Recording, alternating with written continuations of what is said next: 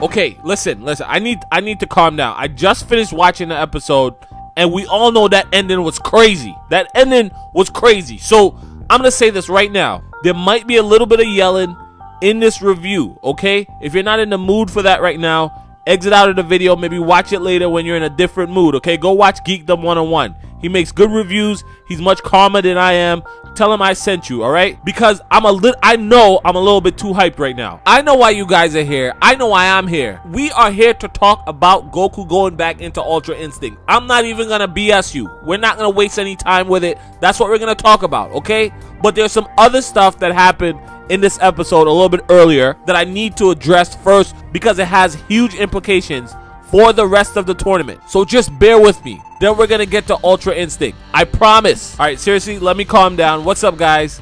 My name is Dooley, and today we are going to discuss episode 115 of Dragon Ball Super, titled Goku vs. Kefla, Super Saiyan Blue Defeated. If you're anything like me, at the start of this episode, you were like, yo, who is this guy? He says his name is Kiyoshi Hikawa, and at first I thought he was promoting another anime. Turns out he's actually a Japanese singer, and I guess it's not uncommon for celebrities to appear in TV shows, because Dragon Ball Super is a pretty big deal in Japan just as like a show, but it felt a little out of place. Like, we're just gonna pretend that didn't happen. The episode starts with Kefla in her base form, literally tossing Goku around. She grabs Goku by the legs, spins him around, tosses him into this mountain. She's pretty much dominating Goku in base form. In all fairness, Goku didn't seem like he was taking a ton of damage, but it was obvious he just couldn't fight back. He couldn't hold his own. He couldn't land any punches on base mode Kefla. This isn't a big deal. We all expected this. We all knew this was coming. We saw this at the end of last episode where Kefla is just in her base mode. She is just stronger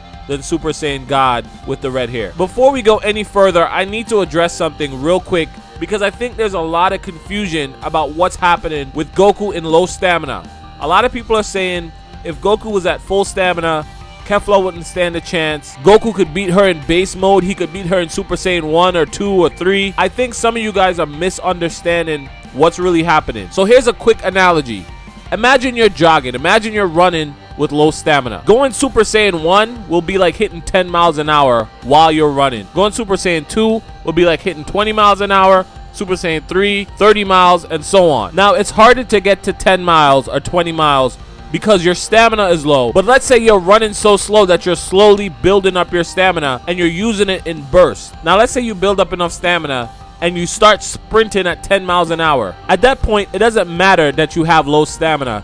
You are going 10 miles an hour. You will be moving faster than someone who's moving 8 miles an hour, for example. The only reason your stamina matters at that point is because you probably won't be able to keep up going 10 miles an hour for very long. But it doesn't mean you're any slower when you're going 10 miles an hour. I hope I didn't lose you. But all I'm trying to get across is that when Goku hits Super Saiyan 1 or Super Saiyan 2 or Super Saiyan God, he's not any weaker than he normally is in these forms because he has low stamina. He just isn't able to maintain them for as long. So all you guys who think that he's only losing to Kefla as Super Saiyan God because he has low stamina, it makes no sense. He's the same power in Super Saiyan God. He's moving at 50 miles an hour. If Kefla was moving at 45 miles an hour, he would still be faster than her. Anyway, we just had to get that out of the way real quick. So Kefla is tossing Goku around, and we then transition to the part of the episode that I really want to talk about, which is the conversation that's happening in the stands amongst the different universes. We finally get the scene where Zeno says he likes fusion, and the Grand Priest officially approves it. And because of that, the other gods of destructions, their angels and Kais, are deciding if they want to use fusion or not. When I was first watching this part of the episode, first I was hyped because I thought we were going to get to see a bunch more fusions, but a lot of the universes were saying they don't need to use it. I felt like most of you guys are around Super Saiyan 1, maybe 2 if you're lucky,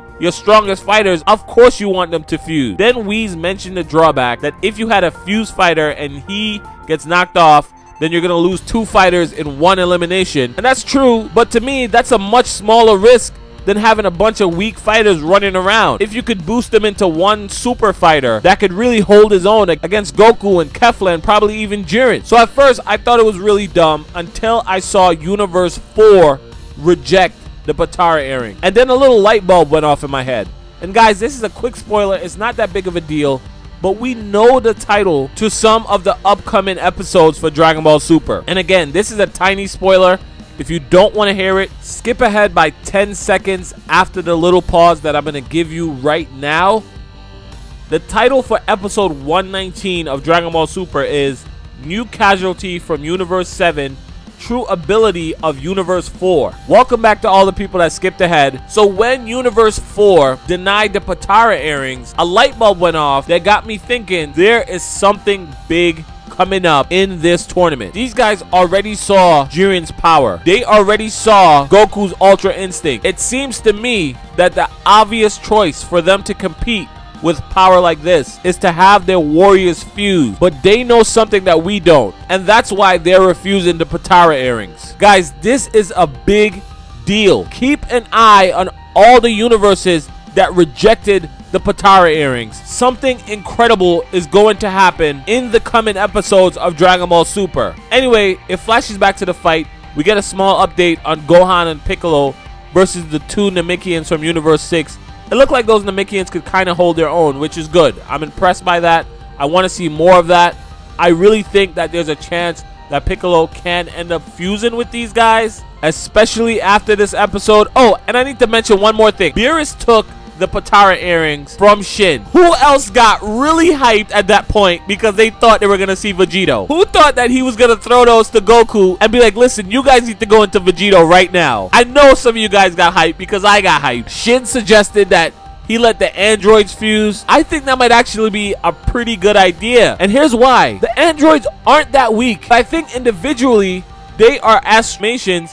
It always comes down to somebody running out of energy. That will not be a problem for the android. So that's actually not that bad of an idea to have them fuse. Then again, I don't know how a male-female fusion will work. Who would be the dominant sex? That might be a little weird to see. And the name was kind of dumb. So maybe it was just a joke. Maybe we'll I can't call that yet. I think it's possible, but I would really like to see it. And that might be a means for both Universe 6 and 7 to survive this tournament through a Piccolo fusion. Then we get an update on Vegeta and Toppo. If you guys have been following me, you know how I feel about this fight. I really want to see this fight. I want to see this fight from start to finish. From what we've been seeing, as far as just checking in here and there, it looks like Vegeta is stronger than Toppo. Toppo is definitely on the upper end of Super Saiyan Blue. He's a candidate for God of Destruction. So to see Vegeta kind of manhandling him a little bit has huge implications for Vegeta. You guys hate it when I say this, but Vegeta is hiding something. Admit it. Then we go back to Goku and Kefla. And this is it, guys. This is the last scene of the episode. So we're just gonna ride out from here. You know where I'm building up to. You know what's coming. It starts with an Ultra and it ends with an Instinct. But we gotta discuss how we got there. Goku goes Super Saiyan Blue, and he's sparring with Kefla. Then he goes Super Saiyan Blue with Kaioken. And again, this is where the stamina issues come form for very long. Super Saiyan Blue Kaioken is stronger than Kefla Super Saiyan, and this is great because we finally get a sense of the upper limits of Kefla's strength. We know she's stronger than Super Saiyan God. We know she's stronger than base Super Saiyan Blue, but she is not stronger than Super Saiyan Blue Kaioken. If Goku could have stayed in that form for longer, he would have been able to defeat her. Also, real quick, Kefla declares here that she is going to get Blue herself. And Akira Toriyama isn't going to write that into this episode if it wasn't going to happen. At some point, she is going to achieve Super Saiyan Blue, which means at some point, she is going to get God Ki, which makes me feel like a Planet Sadala arc is almost confirmed at this point. But that's a different video. If you want to see that video, let me know. That's a different video. Goku goes Super Saiyan Blue Kaioken. He is finally pushing Kefla back. I feel like he has more strength than her at this point, but he is low on stamina. Fires a final Kamehameha wave at her. She teleports behind him and knocks him down. We get to see Goku knocked out, or close to it, for the first time in a long time. I can't remember the last time I saw Goku on the floor like that, pretty much passed out. Champa is hyped. He thinks Kefla's won. She's getting ready to knock Goku out. And then we know what happened. Say what you want about Goku. You could say he's dumb. You could say he's too one-dimensional. But Goku never lets us down, man. Goku never lets us down. I'm proud of him. Goku goes back into Ultra Instinct. Kefla starts firing Ki Blasts at him. They're not doing anything to him. Come on. They're not. Come on. Come on. And that's pretty much where the episode ends. Ultra Instinct is going to mop the floor with Kefla. I'm calling it right now. If Kefla was struggling with Kaioken Blue, she cannot beat Ultra Instinct. That's it. Thank you for joining us. It's game over. Overall, this was a pretty good episode. I wish we had gotten more of the other fights, but the ending was so crazy that it just overshadowed everything. It immediately shot this episode up to one of my favorites just because we got to see Ultra Instinct again. Next week is gonna be lit. We see Jiren is getting out of meditation. We're gonna see Ultra Instinct versus Kefla. I am going to be discussing all that in my preview review, which I am going to be working hard on to get out for you guys tonight. Guys, did I do a good job controlling my signals? Give this video a thumbs up for the restraint that I showed. Thank you guys so much for all the support. I'm not gonna hold you guys up for any longer. I know you got other videos you want to go watch, but before you leave, just please give me a thumbs up, leave a comment, let me know what you think, and please share this video with your friends. I'm really trying to hit 10,000 subs. It'll really mean a lot. Subscribe to the gaming channel I just started. Help me hit 100 subs over there. Again, the preview review is coming out in a little bit, so I will talk to you guys again real soon.